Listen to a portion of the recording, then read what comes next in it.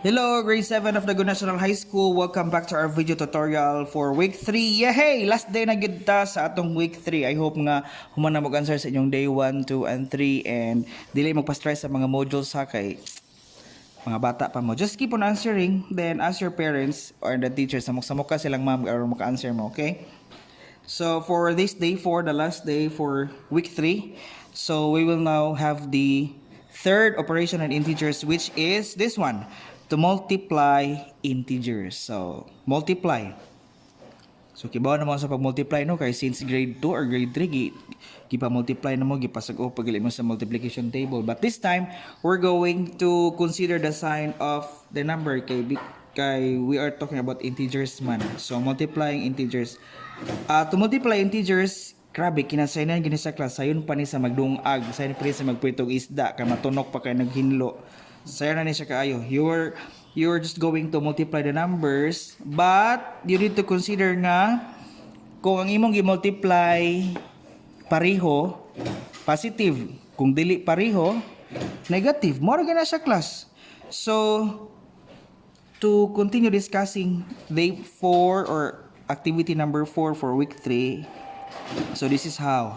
So let me read first the concept notes. Just read it with your eyes as you have your activity sheet. So multiplication is a repeated addition. So balik-balik ko no nga pag-add ang multiplication. For example, 4 times 3, that means 3 groups of 3. Or putting it into real context, 3 cars with 4 passengers each. How many passengers in all? So 4 times 3 is equal to 4 plus 4 plus 4. So gitudot na siya no pag sa lower grades pa ninyo, mga grade 3 or grade 4. So when we say 2 times 3, that means 2 plus 2 plus 2. So that is multiplication as a repeated addition. Now, this definition can be extended to multiplication of a negative integers by a positive integer. So, gi-apply na si negative o si positive. So, siguro sa grade 3 pa mo, wala pa ni si negative kay ma-confuse pa mo. So, consider the situation when a boy loses 6 pesos for 3 consecutive days. Nawad-an siya 6 pesos. So kung mawad-an ka, that means negative. Kaya nawala man for 3 consecutive days. So his total loss for 3 days is negative 6 times 3 or negative 6 plus negative 6 plus negative 6. So pila may nawala niya tanan sa tulo ka adlaw nga tag 6 pesos iyang mawala. So nawad-an siya 18 pesos. So that is negative 18 since nawala man. So nawala means negative. So the symbols used in this lesson to denote multiplication operations are kaning X, kaning dot nga naas tunga, kaning open and close parentheses. So, in higher algebra class, mo abot na mo grade 8, grade 9, kaning si X, dili na siya gamiton kung mag-multiply mo because X is a variable na considered a variable. Para di mo maglibog, practice sa inyong kagalingon nga kung mag-multiply mo, just enclose it with a parenthesis or simple kanang dot nga nasa tunga. But for this time, magamit sa taog X, pero I will encourage you to practice yourself nga magamit mo open and close parenthesis. Okay? So let's have the rules in multiplying integers. So first rule, number 1, if the integers have the same sign, kung integers kuno ang duha ka integers pareho og sign, the product is positive. So positive times positive, the answer is positive. Negative times negative, the answer is positive. So sa ako nagingon ganina, basta pareho gali og sign imong gi-multiply, positive. So in symbols, positive times positive, positive. Negative times negative is equal to positive. So let us have few examples. Example A, we have 4 times 7. So pila may 4 times 7? 28. Nganong positive man ang answer? Kaya pareha man silang positive. Si 4 positive, si 7 pod positive. Now for example number 2, we have 11 times 2. Nagigamit na si dot nga nasa middle. So 11 times 2 is 22. Sir, nganong 20 positive may answer? Because 11 and 22 are both positive. So pareha man silang positive numbers. So the answer is also positive. Now for letter C, negative 6 times negative 9. So i-multiply sa una si 6 ug 9. The answer is 63. Now for the answer, si negative 6 negative, si negative 9 negative po. Pareha man silang negative. So the answer is positive. Then example D, we have negative 8 times negative 7. So this time gigamit ang duha ka open and close parenthesis. So 8 times 7 is 56. Then, question, why is it that the answer is positive? Nganong positive ang answer? Because si negative 8 ug si negative 7, they are both negative. So, negative times negative is positive. So, mura na timan-an, basta kung pariho gali og sign ang imong gi-multiply, the answer is always positive. Now, let's go to rule number 2. If the integers have different signs, kung lahi kunog sign, ang isa positive, ang usa negative, the product is negative. So, that means positive times negative is negative. Negative times positive is equal to negative. In symbols, kani, si positive gi times ni negative, negative ang answer. Si negative pod gi times ni positive, negative pod ang answer. So, mura na imong timanaan pod in rule number 2, basta dili gari pariha, always gina answer negative. So example, we have 8 times negative 9. So multiply first 8 times 9. Pila may 8 times 9?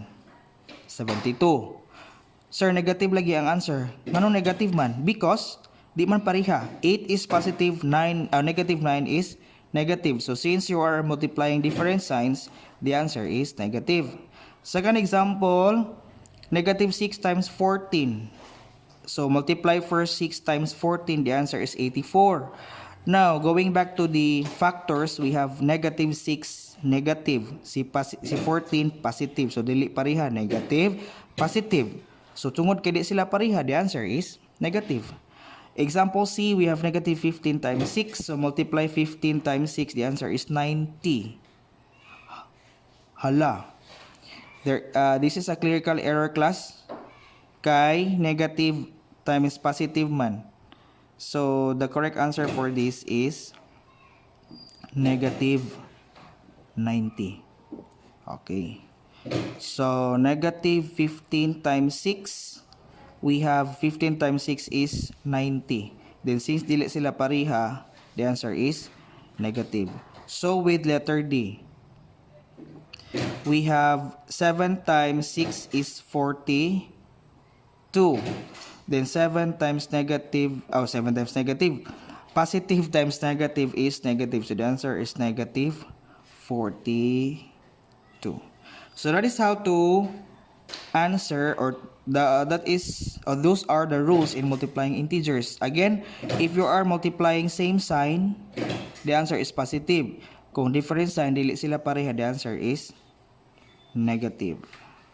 Now, there are cases, class, nga mag-multiply kag daghan nga number. So, series of integers. So, the product is positive if the number of negative factors is even. The product is negative if the number of negative factors is odd. Unsa man ning even? When we say even, sa Bisaya pa that is pares kanang multiples of 2. So, 2, 4, 6, 8. Ang gidaghanon sa negative numbers ang gisgutan ani. So, when we say odd, that is, sa Bisaya pa, bungkig. So, let us try this one. Example A, positive 5 times positive 3 times positive 2. I-multiply na nimo. 5 times 3 is 15 times 2, 30. So, positive ang answer kay. Positive sila tanan. Waya mo yung negative. For example B, positive 8 times positive 2 times negative 5 equals negative 80. Sir, ngano negative 80 ang answer man? Going back to the factors, na ay usa ka buok negative. Unsa man ang usa? 1 is odd. Kay bungkig man siya, kay odd man, the answer is negative. Mo nang negative 80 ang answer. This time, negative 6 times positive 3 times negative 4. The answer is 72. It times mo 6 times 3 is 18 times 4. It is 72. Sir, nganong positive man? There are two negative numbers. So, duha ka buok and 2 is even. So, the answer is positive. Kay pares man, duha ka buok negative.